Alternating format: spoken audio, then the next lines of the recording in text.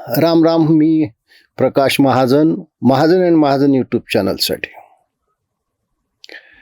शरद पवार गेली 50-60 वर्ष महाराष्ट्राच्या आणि देशाच्या राजकारणात असलेलं एक मोठं नाव. देश पातळीवर एवढा मोठा नेता त्यांनी आपल्या राजकीय आयुष्यात मुख्यमंत्रीपद, संरक्षण मंत्रीपद, कृषी मंत्रीपद काय काय भोगलं नाही. जे त्यांना मिळवता आलं ते मिळवलं आणि जे मिळवता आलं नाही ते अक्षरशः त्यांनी ढापलं. मग ती रयत शिक्षण संस्था असू द्या, साखर महासंघ असू द्या, महाराष्ट्र सहकारी बँक असू द्या, अगदी क्रिकेट संघ सुद्धा म्हणजे क्रिकेट कंट्रोल बोर्ड सुद्धा ढापला. आता मिळवायसारखं काही राहिलं नाही. एक अतृप्ती इच्छा आहे, ती इच्छा कधी पूर्ण होणार नाही त्यांनाही माहिती, पण शेवटी इच्छा आहे. अतृप्त मन आहे त्या पदासाठी. खरं म्हणजे जे काही त्यांनी मिळवलं ते खूप होतं. आता शांतपणे गोविंद बागेत हरिहरी करत बसलं पाहिजे. आधाराशिवाय चालता येत नाही आणि काय बोललं हे लोकांना कळत नाही. अशा अवस्थेत पुन्हा राज्यसभेवर जायची धडपड पाहून खरंच पवार साहेब तुम्ही खूप मोठे आहात हो. तुमची क्यू येते असं म्हणणं सुद्धा माझ्यासारख्या लहान माणसाला ते बरं वाटत नाही.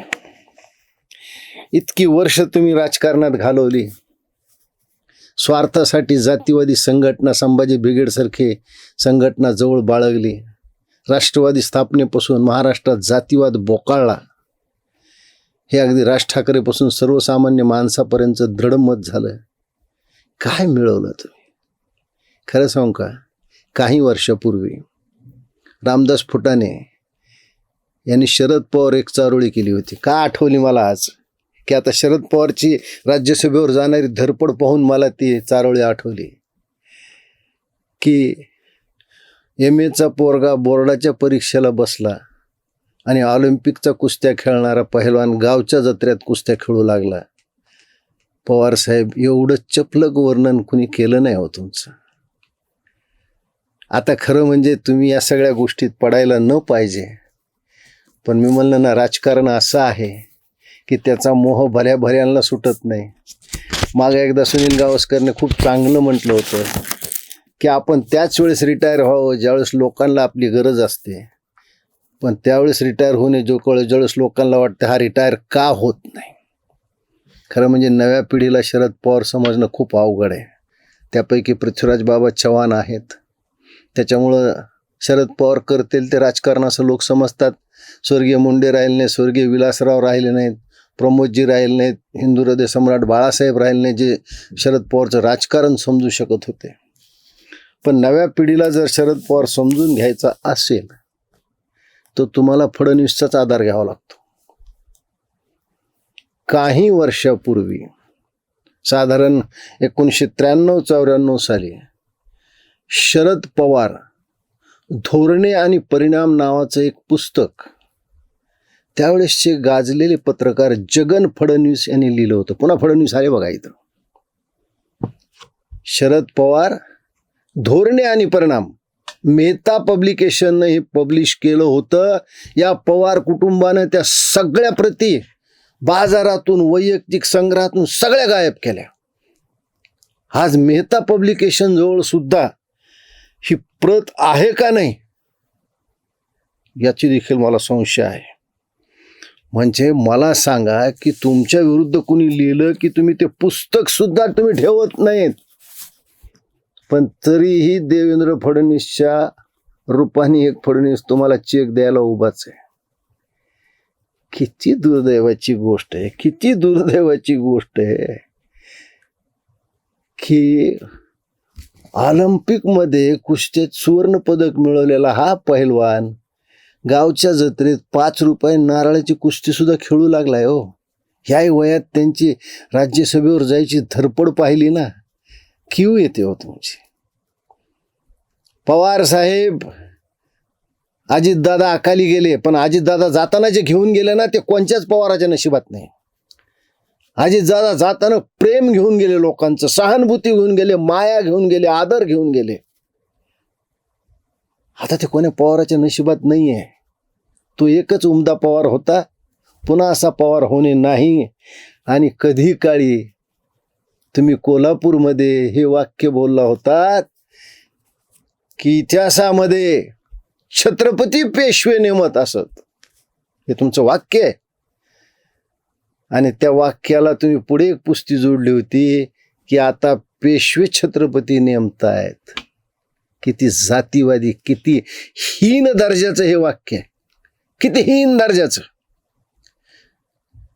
ज्या फडणवीसला उद्देशून तुम्ही हे वाक्य बोललात पवार साहेब, त्या फडणवीसनं जर मनात आणलं तर दालमियाने जसा तुमचा क्रिकेट कंट्रोल बोर्डात पराभव केला होता ना, या राज्यसभेला देखील देवेंद्र फडणवीस तुमचा पराभव करू शकतात, हे तुम्हाला पक्क माहिती आहे.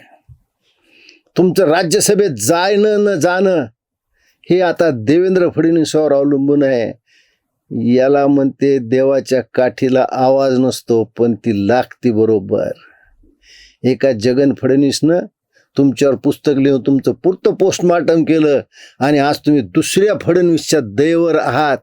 उद्या जर फडणवीसनं ठरवलं तर तुम्ही राज्यसभेत जाऊ शकत नाहीत. किती वाईट दिवस आले पवार साहेब. कुठंतरी थांबलं पाहिजे माणसानं, कुठंतरी थांबलं पाहिजे. हाव सुटत नाही, देव भेटत नाही. याचं एकमेव कारण असं आहे पवार साहेब, तुम्ही खूप काही या देशात केलं. नाना सरकारं बसवली, नाना सरकारं पाडली, घरं फोडली, पक्ष फोडले, अनेक संघटना फोडल्या, पण दिल्लीच्या लुटेन्स भागात तुमच्याविषयी विश्वास नाही आहे. विश्वासघात करणारा माणूस म्हणून दिल्लीमध्ये कोण पहिल्या यादीत असेल तर शरद पवार. तुम्ही आधी, तुम्हालाही माहिती, आयुष्यात तुम्ही खूप काही मिळवलं पण विश्वास मिळवू शकले नाहीत. आणि त्याचे परिणाम तुम्ही आज भोगताय, त्याचे परिणाम तुम्ही आज भोगतायत. विश्वास ज्या माणसानं कमावला नाही त्या माणसाचे काय हाल होतात हे मग राजकारण असू किंवा व्यवहार असू, हे शरद पवार साहेब तुमच्याकडे पाहिल्यावर लक्षात येतं. जाता जाता एक गोष्ट सांगतो की पवार साहेब, तुमच्या नादाला लागून सुद्धा उद्धव ठाकरे विश्वासघातकीच झालेत. मला सांगा, एवढा भाऊ आपला सोबत आला, त्या भावाच्या कार्यकर्त्याने जीवापाड या महानगरपालिकेत उबाटा गटाच्या नगरसेवकाला निवडून आणण्यासाठी प्रयत्न केले. अहो, एक स्वीकृत सदस्य मागितला होता. उद्धव ठाकरे, तुम्ही सुद्धा कोत्या मानाचे आहात, तुम्ही तो सुद्धा देऊ शकला नाहीत भावाला. आणि तुमचे सुद्धा आज हाल शरद पवार सारखेच आहेत. कितीही देवेंद्र फडणवीसला तुम्ही शिव्या दिल्या, एक तू तरी राशीला नाही मी तरी राशीला जो तुम्ही बोललात, आज तुम्हाला विधान परिषदेमध्ये ठेवायचं का नाही हे देवेंद्र फडणवीसच्या हातात आहे, हे तुम्हालाही माहिती आहे. ज्याला लाखोल्या वाहिल्या, शिव्या वाहिल्या, त्याच्या दयेवर आज तुमचं पद अवलंबून आहे. तुम्ही शरद पवारच्या नादी लागलात आणि शरद पवारने तुम्हाला नादी लावलं. या दोघांचे काय हाल झाले उभ्या महाराष्ट्रानं पाहिले आहेत. आणि हा हाल करणारा देवेंद्र फडणवीसच आहे, दुसरा कुणी नाही. धन्यवाद.